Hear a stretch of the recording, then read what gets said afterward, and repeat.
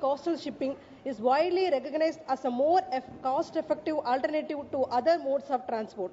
So, when this bill was introduced, we hope that this bill would facilitate coastal shipping and promote employment opportunities for our people. But this bill has not only failed to address the crucial issues, it has also made it worse. As per Section 345, the Director General has been given considerable discretionary power in assessing applications and imposing additional conditions. While flexibility is necessary, excessive discretion without clear guidelines could lead to inconsistent or biased decision making. The Director General is given broad discretionary powers to suspend, revoke or modify licenses. While such powers are necessary for regulation, there are concerns about the lack of checks and balances. If misused, this could lead to arbitrary action without sufficient oversight. The criteria for suspension, revocation or modification of the license are broad, including violations of any conditions of the license or failure to comply with any applicable law. This could be seen as overly vague, leading to uncertainty and potential misuse. These sections does not clearly mention about any appealing process or mechanism for challenging the suspension, revocation or modification of a license. This could leave licensors without an effective way to contest decisions they perceive as unfair or unjustified. The term reasonable opportunity to be heard could be interpreted differently, leading to arbitrary application of the law. A more defined process could ensure fairness and clarity without giving undue power to the Director General of Shipping. As per Section 8 of this bill, the Union Government must publish a national years of the Act's commencement and update it every 2 years. The plan will include assessments of coastal shipping routes, operational improvements, long-term traffic forecasts, best practices, new routes, promotion of Indian vessels and other necessary matters. A committee will be formed to draft the plan, including members from various relevant agencies such as Director General of Shipping, Inland Waterways Authority, major ports, state maritime boards, ship owners, seafarers and maritime experts. The problem with this section is that the strategic plan is mandated to be drafted and updated every 2 years. But who is responsible for its execution? There is no mention of performance monitoring to ensure that improvements are implemented. The committee is only responsible for drafting, not ensuring the implementation. The committee consists mostly of government representatives and some industry players. Key stakeholders like cargo owners, logistic providers and coastal community representatives are missing. Sir, the strategic plan mentioned promotion of Indian vessels, but how this will be done is unclear. No specific incentives, examples of subsidies, tax benefits are mentioned to encourage domestic vessel participation. Developed countries like China, European countries and USA are giving incentives and they are giving tax benefits to their own crews, and they are giving more efforts to develop the ports to enhance the shipping traders. But in India, despite playing Indian flags and employed Indian crew, Indian shipping companies has to pay high taxes, but the foreigners are enjoying the exemptions. The exemptions and the cost advantages should be given to the Indian shipping traders also. Very good, very good. The Coastal Shipping Bill 2024 introduces stringent penalties to ensure compliance, but a balanced approach is necessary to foster industry growth. While strict enforcement is essential to maintain safety and efficiency, excessive penalties without remedial provisions could discourage new entrants and smaller operators. Currently, penalties under Section 15, 16, 18 impose heavy fines, imprisonment and vessel detention for violations like unauthorized operations, expired licenses and false reporting. However, the absence of grace periods or rectification opportunities may create intended barriers.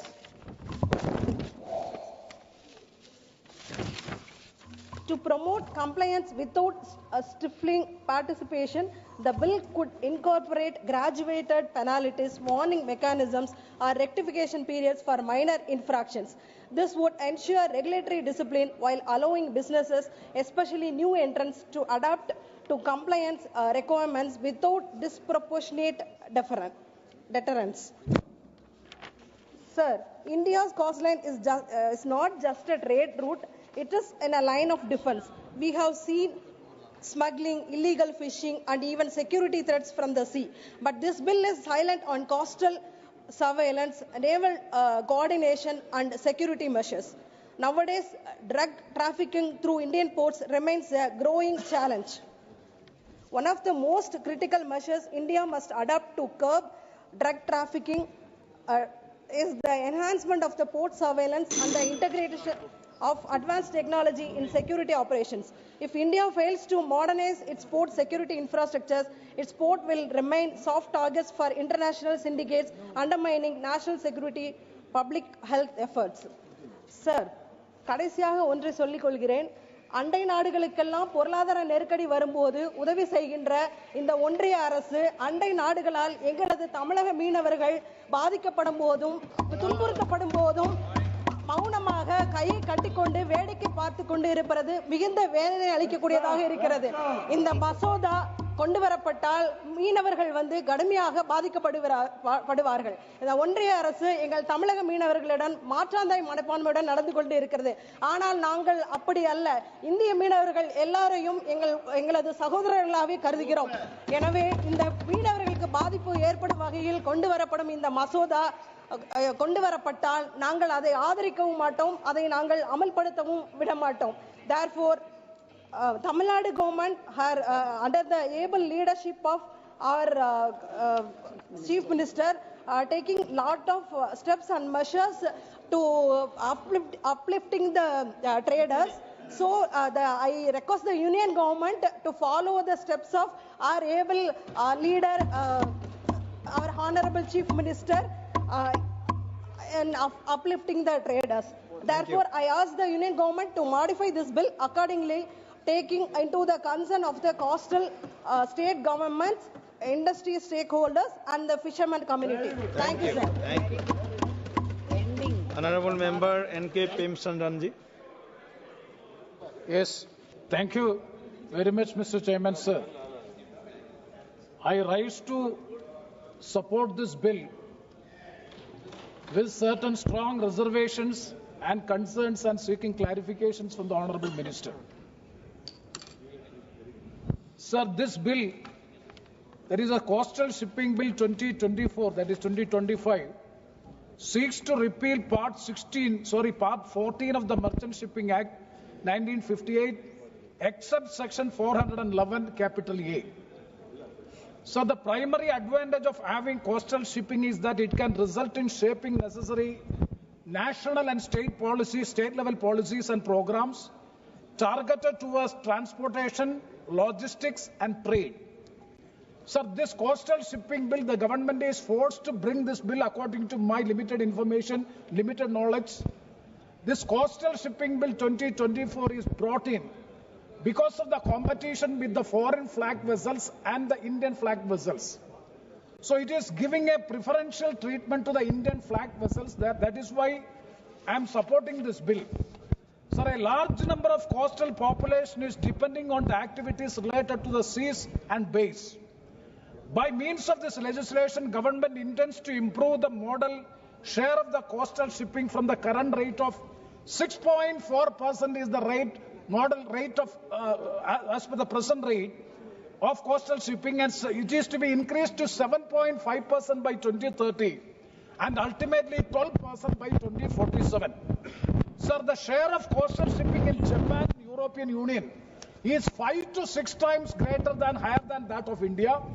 And as far as China is concerned, it is 7 times higher than that of India. This is the global scenario, global situation prevailing as far as the coastal trade is concerned or coastal shipping is concerned. My specific question to the Honorable Minister is whether the government is able to achieve the target of 12% modal share by 2047 through this legislation alone. according to me, it is not possible unless and until the government have a strong political will to implement the program, implement the provisions of this bill in a better way.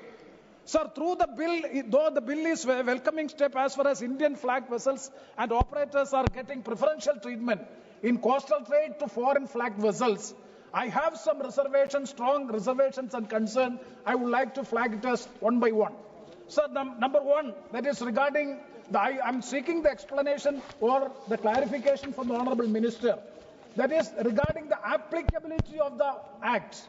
Sir, clause 1 of the Act says that this Act shall apply to every clause A. Clause 1, subclause A, every vessel other than the Indian vessel engaged in coasting trade irrespective of the place of residence or domicile of the owner. Clause B, every chartered vessel referred to in chapter 4. This is the provision which is given applicability of the Act according to clause 1. Sir, coming to clause 6 of the bill, it is very specifically stated that every vessel, including Indian vessels, engaged in coasting trade shall report to the Director General the following information in such form and manner as may be prescribed, namely. So, applicability of the Act is, I have clearly mentioned in clause 1, applicable to only this vessel, vessels other than, it is applicable only to every vessels other than the Indian vessel. But clause 6 is very clear that is Indian vessels also it is applicable. I am not going to chapter 6 of the Act. There is a specifically it is stated that Indian vessels will be applicable according to chapter 6. But this 6, it seems to be contradictory because one way it is applicable only to these vessels and here it is in a different way according to by virtue of clause 6. That is the first clarification I am seeking. And second one is regarding the definition of cooperative society and the limited liability partnership is not provided.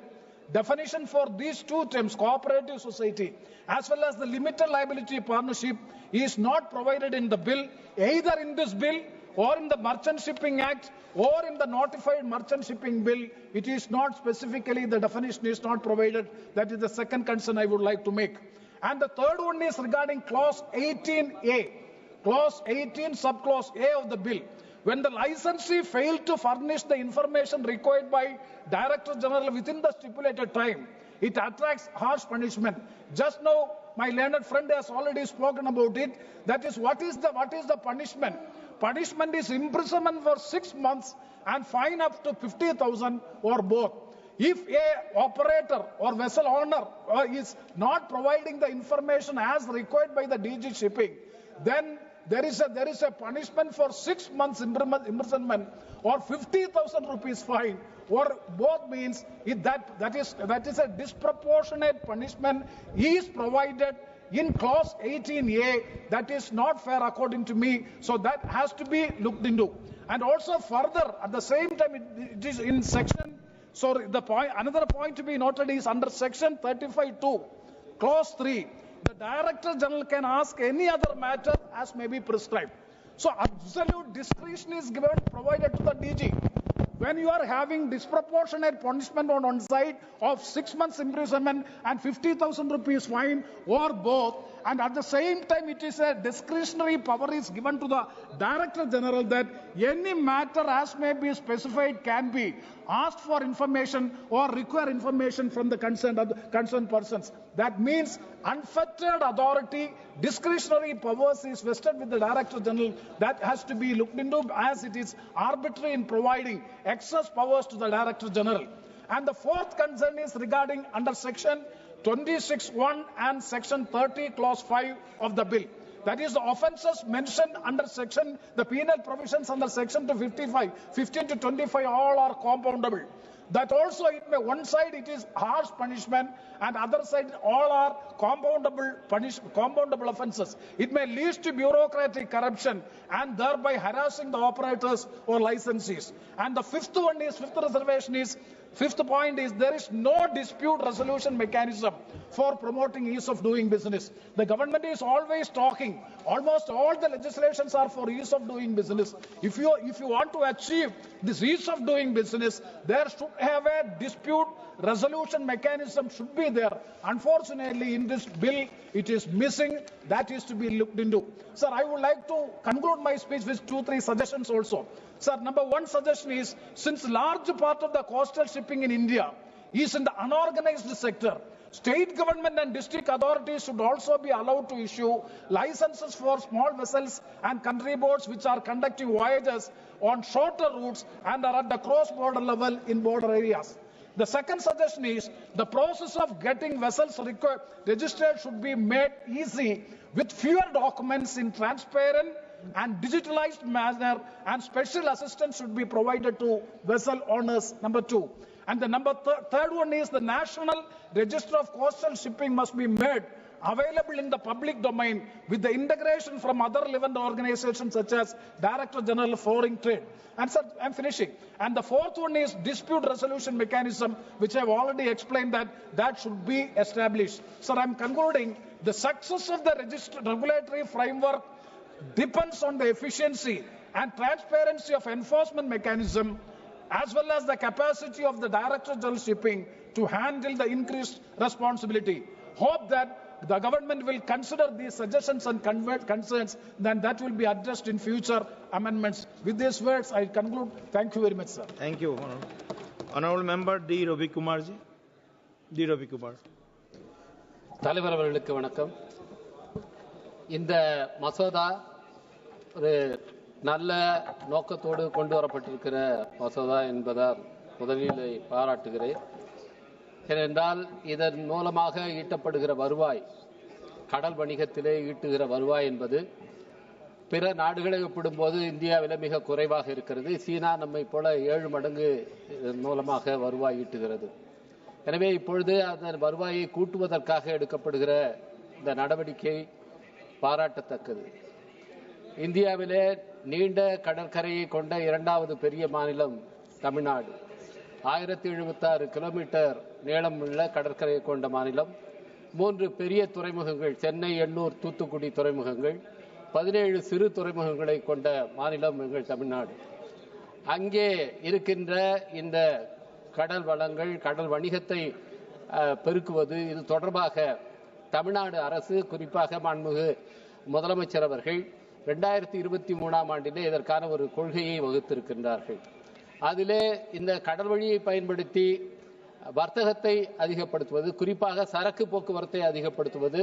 ஏனென்றால் சாலை போக்குவரத்து இன்றைக்கு நெரிசல் மிகுந்ததாக மாறிவிட்டது. எனவே கடல் மார்க்கமாக சரக்கு போக்குவரத்துகளை அதிகப்படுத்துவதற்காக அந்த கொள்கை வடிவமைக்கப்பட்டிருக்கிறது. அதற்கான நிதி உதவியை அவர்கள் ஒன்றிய அரசிடம் கோரியிருக்கிறார்கள். எனவே அதற்கான நிதி உதவியை ஒன்றிய அரசு கொடுத்து அதை ஊக்குவிக்க வேண்டும் என்று இந்த நேரத்தில் நான் கேட்டுக்கொள்கின்றேன். அங்கே இருக்கின்ற 17 சிறு துறைமுகங்களிலே சில துறைமுகங்கள் கேப்டிவ் போர்ட்ஸ், அது குறிப்பான ஒரு நோக்கத்துக்காக பயன்படுத்தப்படுகிற துறைமுகங்களாக இருக்கின்றன. அவற்றை மேம்படுத்துவதற்காகவும் இன்றைக்கு தமிழ்நாடு அரசு பல நடவடிக்கைகளை எடுத்து வருகிறது. அதற்கும் ஒன்றிய அரசு ஒத்துழைக்க வேண்டும், நிதி உதவியை அளிக்க வேண்டும் என்று நான் கேட்டுக்கொள்கின்றேன். இதிலே இந்த சட்டத்திலே குறிப்பிடப்பட்டிருக்கிற ஒரு முக்கியமான அம்சம், இது டெரிட்டோரியல் வாட்டர், அதாவது கடற்கரையிலிருந்து 12 நாட்டிக்கல் மைல் வரை இருக்கிற அந்த கடற்பரப்பை டெரிட்டோரியல் வாட்டர் என்று நாம் அழைக்கிறோம். அந்த டெரிட்டோரியல் வாட்டர் என்பது ஏற்கனவே மாநில அரசுடைய கட்டுப்பாட்டிலே இருக்கின்றன. மாநில அரசுகள் தான் அதன் மேலே அதிகாரம் செலுத்தக்கூடியதாக இருக்கின்றன. ஆனால் இந்த சட்டம் அந்த டெரிட்டோரியல் வாட்டர், அட்ஜாயினிங் வாட்டர் இரண்டையும் சேர்த்து எடுத்துக்கொண்டு அதற்கான விதிமுறைகளை வகுத்திருக்கிறது. எனவே இது மாநில அரசுடைய அதிகாரத்துக்குள் தலையிடுவதாக இருக்கிறது.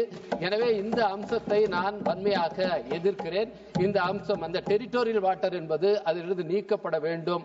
மாநில அரசுடைய அதிகாரத்திலே தலையிடுவதை ஒன்றிய அரசு நிறுத்திக் கொள்ள வேண்டும். அதுவும் குறிப்பாக கடந்த 17வது நாடாளுமன்றத்திலேயே அவர்கள் இந்த ஸ்மால் போர்ட்ஸ், மைனர் போர்ட்ஸ் எல்லாத்தையும், சிறு துறைமுகங்களை எல்லாவற்றையும் ஒன்றிய அரசின் கட்டுப்பாட்டில் கொண்டு வருவதற்காக ஒரு நடவடிக்கை மேற்கொண்டார்கள். 2021 தமிழ்நாடு முதலமைச்சர் அவர்கள் அங்கே பொறுப்பேற்றதும் அதை எதிர்த்து ஒரு கடிதத்தை எழுதினார்கள். அதன் பிறகு அந்த மசோதா நிறுத்தி வைக்கப்பட்டது. எனவே இன்றைக்கு மறைமுகமாக இந்த சட்டத்தின் மூலமாக அதே வேலையை ஒன்றிய அரசு செய்ய முற்படுகிறது போல தோன்றுகிறது.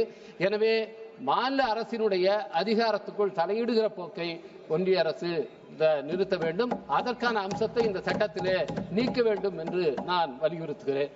இன்னொரு முக்கியமான அம்சம், இங்கே பேசிய உறுப்பினர் பிரேமச்சந்திரன் அவர்கள் சுட்டிக்காட்டியது போல இதிலே இருக்கின்ற தண்டனை அம்சங்கள், அல்ல குறிப்பாக சர்வீசஸ் என்பதும் சேவைகள் என்பதும் இதிலே வர்த்தக நோக்கத்தோடு இணைக்கப்பட்டிருக்கிறது. குறிப்பாக கடல் ஆய்வுகள் மேற்கொள்கிறவர்கள், ஆராய்ச்சிக்காக போகிறவர்கள் அல்லது வேறு நோக்கங்களுக்காக போகிறவர்கள் எல்லாவற்றையுமே வர்த்தக நோக்கு கீழ் இது கொண்டு வருகிறது.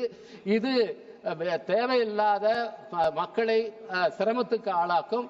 குறிப்பாக மீனவர்கள், அவர்களை சித்திரவதை செய்வதற்கு அவர்கள் ஏற்கனவே அங்கே கடுமையாக பாதிக்கப்பட்ட நிலையில் இருக்கிறார்கள். அவர்களை மேலும் துன்பத்துக்கு ஆளாக்குவதற்கு இது வழிவகுத்துவிடும். எனவே அந்த சர்வீசஸையும் இதிலே சேர்த்திருப்பதை நீக்க வேண்டும் என்று நான் வலியுறுத்தி கேட்டுக்கொள்கின்றேன். என்னுடைய நாடாளுமன்ற தொகுதியிலே 19 மீனவ கிராமங்கள் இருக்கின்றன. குறிப்பாக மரக்காணம் என்பது புகழ்பெற்ற, வரலாற்று புகழ்பெற்ற ஒரு துறைமுகமாக இருந்த பகுதி. அங்கே ஒரு துறைமுகத்தை அமைப்பதற்காக அங்கே நீண்ட காலமாக ஒரு கோரிக்கை இருக்கிறது. கடந்த வாரத்திலே நாங்கள் மாண்புமிகு நிதியமைச்சர் அவர்களையும் சந்தித்து நேரடியாக அவர்களிடத்தில் இந்த கோரிக்கையை வைத்திருக்கின்றோம். ஒன்றிய அரசு அந்த கோரிக்கையை ஏற்கனவே தமிழ்நாடு அரசின் மூலமாக ஒன்றிய அரசுக்கு அது பரிந்துரைக்கப்பட்டிருக்கிறது. அதையும் பரிசீலித்து அந்த மரக்காணத்திலே ஒரு துறைமுகம் அமைப்பதற்கான நிதி உதவியை ஒன்றிய அரசு செய்ய வேண்டும் என்று இந்த நேரத்திலே வலியுறுத்தி கேட்டுக்கொள்கின்றேன். இங்கே பேசிய பல உறுப்பினர்களும் சுட்டிக்காட்டியது போல மீனவர்கள் இன்றைக்கு கடுமையாக பாதிக்கப்படுகிறார்கள். குறிப்பாக இலங்கை கடற்படையால் பாதிக்கப்படுகிறார்கள். நாங்கள் நேரடியாக நம்முடைய வெளியுறவுத்துறை அமைச்சர்களை சந்தித்து இலங்கை கடற்படை நம்முடைய மீனவர்களை கைது செய்து அவர்களை சிறையில் அடைப்பதற்காக நீங்கள் அவர்கள் எல்லையை மீறி சென்றால் நீங்களே கைது செய்து அவர்களை அழைத்துவார்கள், இல்லை என்றால் இது 2 நாட்டு பிரச்சனையாக மாறுகிறது என்று நாங்கள் சுட்டிக்காட்டினோம். இப்பொழுது சீனா அங்கே இலங்கையிலே இருக்கின்ற தமிழ் மீனவர்களுக்கு பெரிய படகுகளை வாங்கி கொடுத்து அங்கே அவர்கள் தலையிடுவதற்கு அவர்கள் முற்பட்டுக் கொண்டிருக்கிறார்கள். அவர்களும் வந்தால் இது சர்வதேச பிரச்சனையாக மாறும். எனவே மிகுந்த விரைவில், அதுவும் குறிப்பாக நம்முடைய பிரதமர் அவர்கள் இலங்கைக்கு செல்ல இருக்கின்றார். காலையிலேயே நம்முடைய மூத்த உறுப்பினர் அண்ணன் டி.ஆ. பாலு அவர்கள் அதை சுட்டிக்காட்டினார்கள். அங்கே போகும்போது இந்த இலங்கைக்கும் இங்கே இருக்கின்ற தமிழ்நாட்டு மீனவர்களுக்கும் இடையில் இருக்கிற இந்த பிரச்சனையை சுமூகமாக ஒரு நிரந்தர தீர்வு காண்பதற்கு நம்முடைய அரசு உட்பட வேண்டும். அதற்கு பிரதமர் அவர்கள் இந்த சந்தர்ப்பத்தில் தகுந்த நடவடிக்கை எடுக்க வேண்டும் என்று வலியுறுத்தி கேட்டமைகிறேன். நன்றி, வணக்கம். Thank you, honorable member. Mananiya Mahasasi. Sir, I have to report that Rajya Sabha has passed the Protection of Interest in Aircraft Objects Bill 2025. Sir, I lay on the table the Protection of Interest in Aircraft Objects Bill 2025 as passed by Rajya Sabha on 1st April 2025. माननीय सदस्य श्री दर्शन सिंह सदर जी। सभापति महोदय, ये अभी एक सदस्य हमारे बोल रहे थे 1 अप्रैल, मैं उनको बताना चाहता हूं ये चैत्र के नवदुर्गा चल रहे हैं। नवदुर्गा का 3रा दिन है। चंद्र घंटा मैया की पूजा आप करें तो आपका भी कल्याण होगा और सद्बुद्धि भी आएगी। तो मैं नवरात्रि की बधाइयां देते हुए और आज के ये जो हमारा बिल है, इस बिल को समर्थन में बोलना चाहता हूं। तटीय पोत परिवहन विधेयक 2024, क्योंकि हमारे ग्रंथों में कहा है कि रत्नाकरा धौतपदाम हिमालय किरीटिनीम ब्रह्म राज ऋषि रत्नाड्यम वंदे भारत मातरम। हमारी भारत माता की सीमाएं 3 तरफ से समुद्र से घिरी हुई हैं और एक तरफ से हिमालय इसकी रक्षा करता है और समुद्री तटीय, और इसके लिए कानून लाना, उनमें सुधार करना। जो बरसों से पंगु कानून बने हुए थे उनमें सुधार करने का काम आदरणीय नरेंद्र मोदी जी की सरकार ने किया है। मैं आपके माध्यम से मोदी जी का धन्यवाद करना चाहता हूं और इस कोस्टल शिपिंग बिल 2024 का समर्थन करता हूं। इसलिए भी समर्थन करता हूं कि इस बिल के माध्यम से हमारे तटीय क्षेत्रों में समुद्री व्यापार परिवहन को सुव्यवस्थित करने की दिशा में एक महत्वपूर्ण कदम होगा। इसका उद्देश्य तटीय शिपिंग को बढ़ावा देना, पर्यावरण संरक्षण को सुनिश्चित करना और अर्थव्यवस्था को सुदृढ़ करना है। मैं इसके प्रमुख बिंदुओं में बताना चाहता हूं कि समुद्री व्यापार को प्रोत्साहन इससे होगा। यह विधेयक तटीय जलमार्गों के माध्यम से माल परिवहन को बढ़ावा देता है, जिससे परिवहन लागत में कमी आएगी, व्यापार को गति मिलेगी। वर्तमान में भारत में कुल बंदरगाह की लगभग क्षमता 3600 मिलियन टन प्रति वर्ष है और जिसे माननीय मोदी जी ने विकसित भारत की जो कल्पना 2047 तक करी है, उसमें इसको 10,000 MTPA बढ़ाने का लक्ष्य लिया है। इसके लिए मैं धन्यवाद देता हूं। इसके लिए धन्यवाद देता हूं कि पर्यावरण संरक्षण की दृष्टि से तटीय शिपिंग सड़क परिवहन की तुलना में कार्बन उत्सर्जन कम होता है, जिससे पर्यावरण पर सकारात्मक प्रभाव पड़ता है। यह विधेयक हरित ऊर्जा के उपयोग को प्रोत्साहित करता है, जिससे समुद्री परिवहन को और अधिक पर्यावरण मित्र मिलने की संभावना बनी रहेगी। इसलिए आज मैं इस बिल का भी समर्थन करता हूं कि स्थानीय अर्थव्यवस्था और रोजगार को बढ़ावा।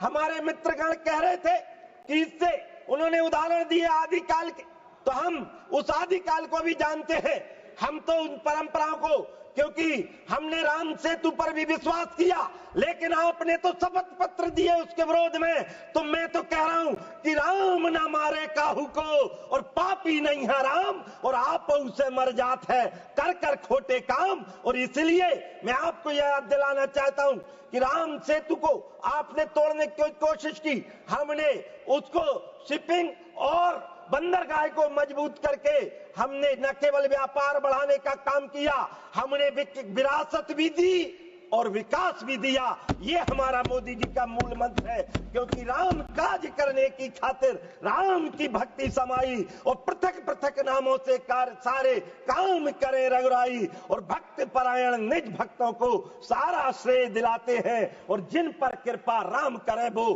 पत्थर भी तैर जाते हैं। और इसलिए मैं धन्यवाद देना चाहता हूं कि स्थानीय अर्थव्यवस्था और रोजगार को बढ़ाने के लिए तटीय शिपिंग के विस्तार में स्थानीय उद्योगों को नए बाजार मिलेंगे, रोजगार के नए अवसर बढ़ेंगे। उदाहरण के लिए गुजरात सरकार ने 2047 तक 2000 मिलियन टन का प्रति वर्ष की कार्गो क्षमता प्राप्त करने का लक्ष्य रखा है, जिससे राज्य की अर्थव्यवस्था मजबूत होगी।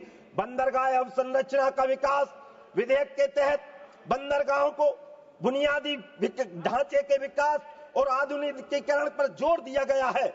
वर्तमान में 56 परियोजनाएं, इसकी कुल लागत लगभग 41,480 करोड़ रुपया है, कार्यान्वित की जा रही है। इसके लिए मैं धन्यवाद देता हूं, और इससे बंदरगाह की क्षमता में लगभग 550 मिलियन टन प्रति वर्ष वृद्धि होगी। और इसलिए मैं यहाँ के जो संशोधन इसमें लिए गए हैं, उसमें स्थानीय समुदायों की भागीदारी पर इसमें जोर दिया गया है, जिसमें तटीय क्षेत्रों में रहने वाले हमारे आम गरीब जनता, उनकी चिंता, क्योंकि अंत्योदय का लक्ष्य जो पंडित दीनदयाल उपाध्याय जी ने दिया था, उसको साकार करने का काम किसी ने किया है तो आदरणीय नरेंद्र भाई मोदी जी ने किया है। और ऐसे नौवहन सेवाओं को सक्रिय भागीदारी के लिए प्रोत्साहित किया जाएगा, जिससे उनकी सामाजिक और आर्थिक स्थिति में सुधार होगा। सुरक्षा मानकों के सख्ती में पालन, और इससे आप बार बार हमारे विपक्षी मित्र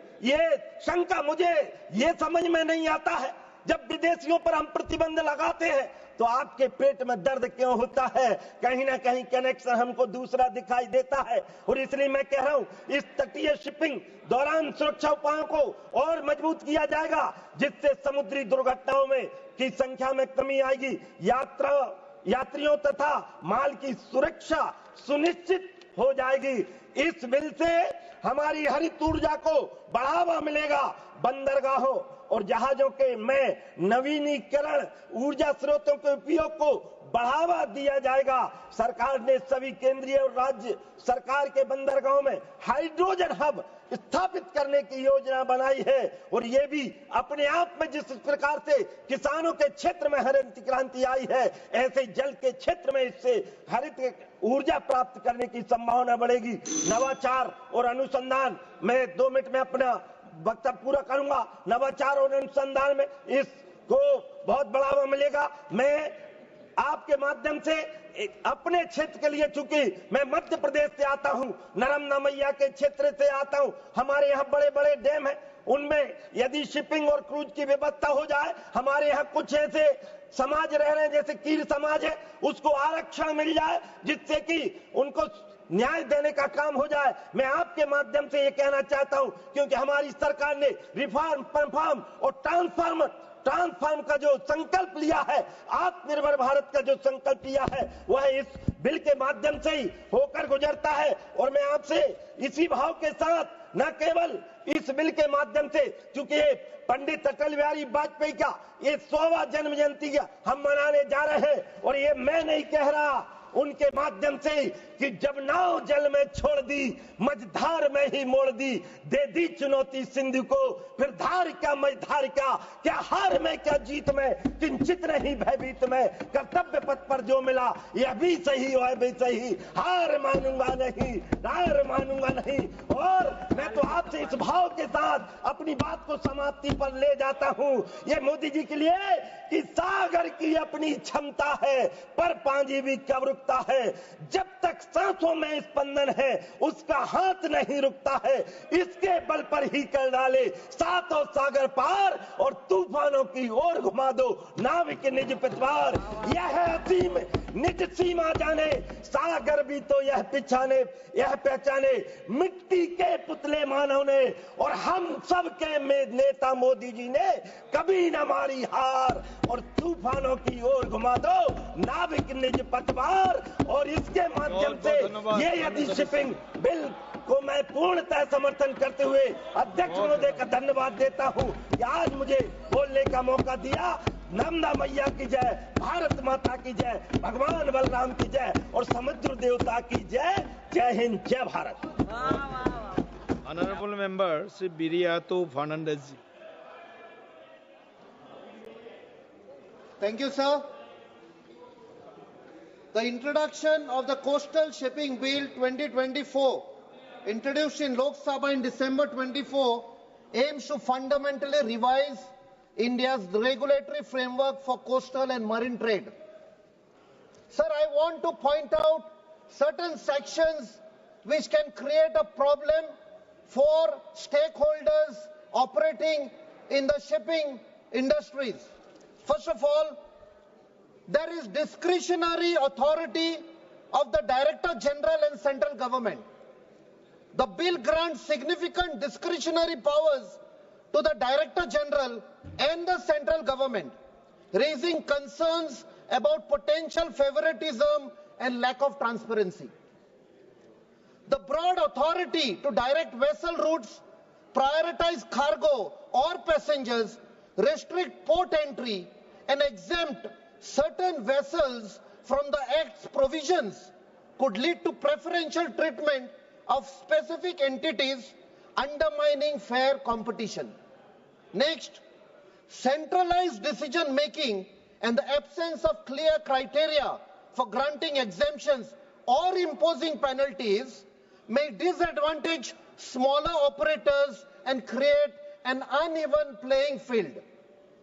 Additionally, the lack of independent oversight and transparency in decision-making processes heightens the risk of market distortion and raises questions about accountability and impartiality.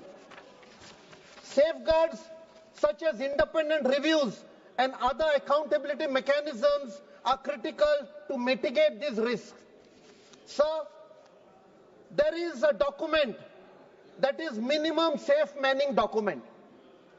This is a certificate issued by the registrar of the ship certifying the ranks and qualification required to work on a particular ship.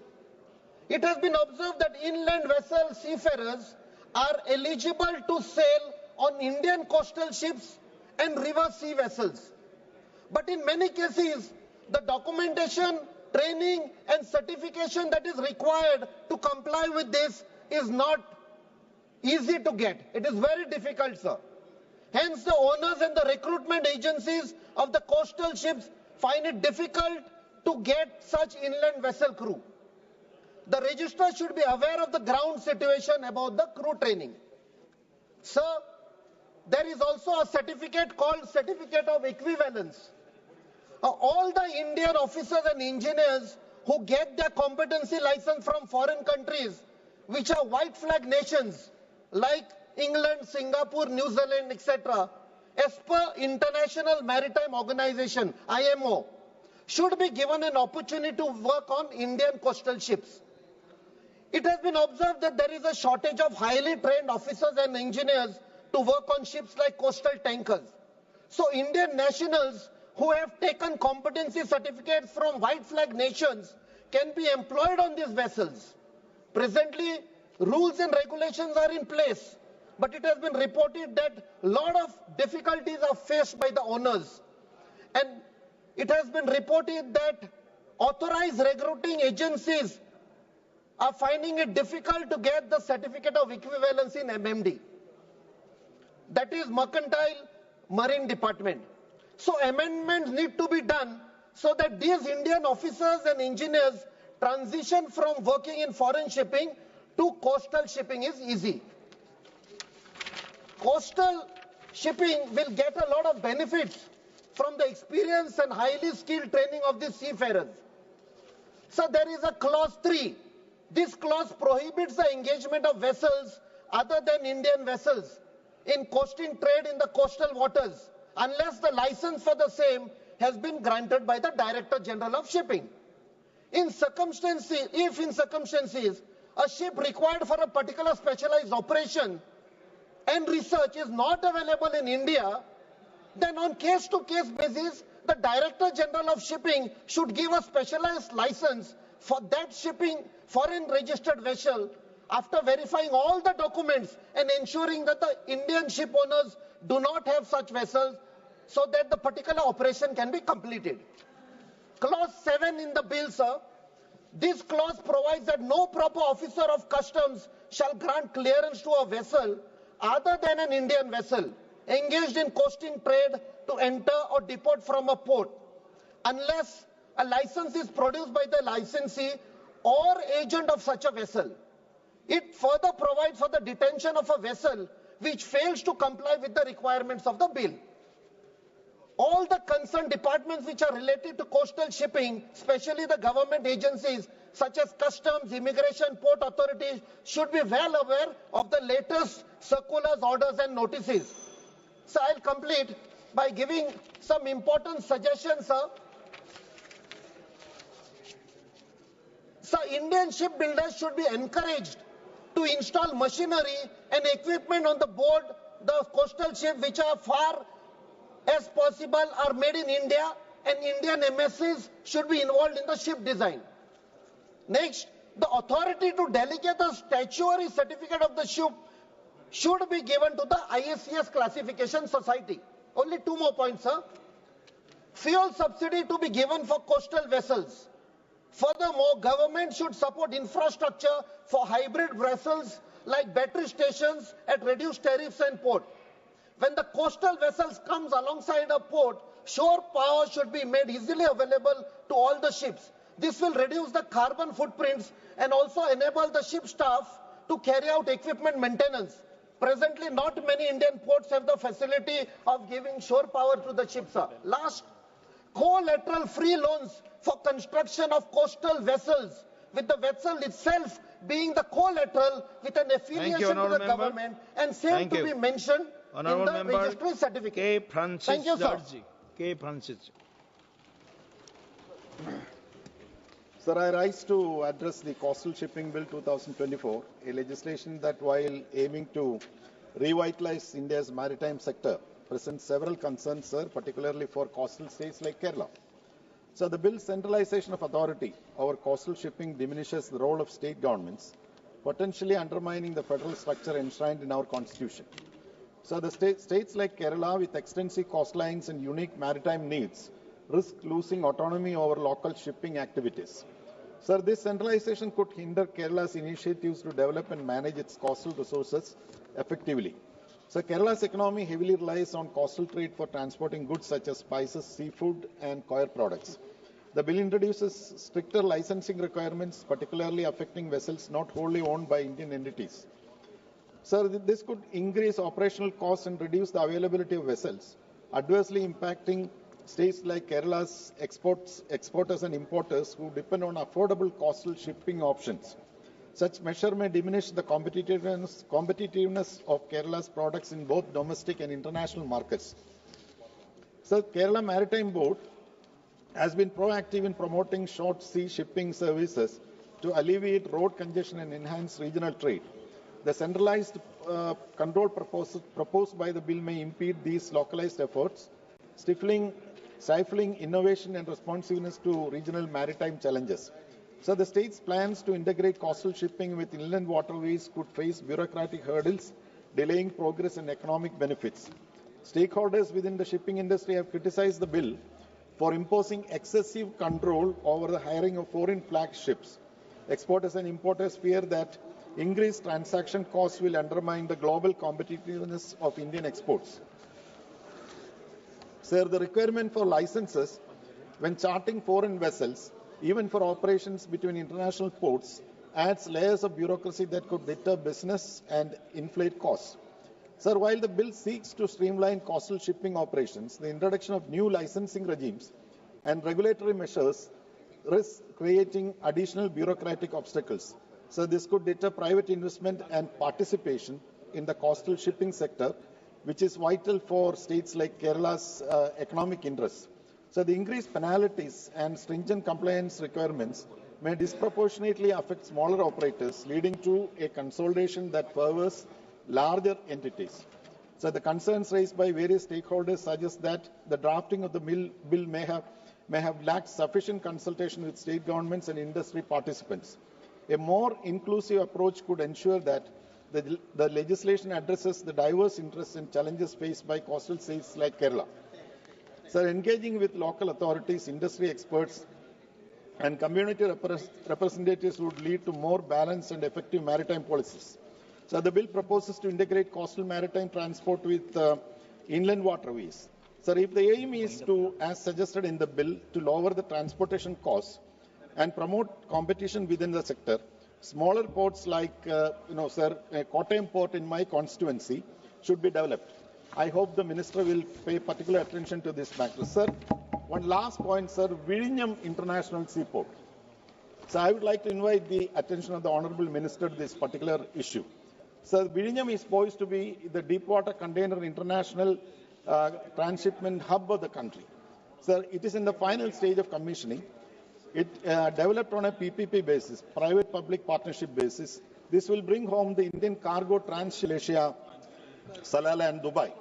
Sir, the Maritime India Vision 2030, the Maritime Amritkal Vision 2047. Okay, Honourable Member. All please these, conclude. please, 1 minute. I'll complete, sir. Just 1 minute. Of the Ministry of Shipping, Ports and Waterways gives top priorities to this project. So why I am raising this is, sir, this is the first project to get in principle approval for viability gap funding under the scheme for financial support to private-public partnership in infrastructure. Thank you, Honourable Member. Thank you. So the Ministry of सभा की कार्यवाही बुधवार दिनांक 2 अप्रैल 2025 की प्रातः 11 बजे तक के लिए स्थगित की जाती है।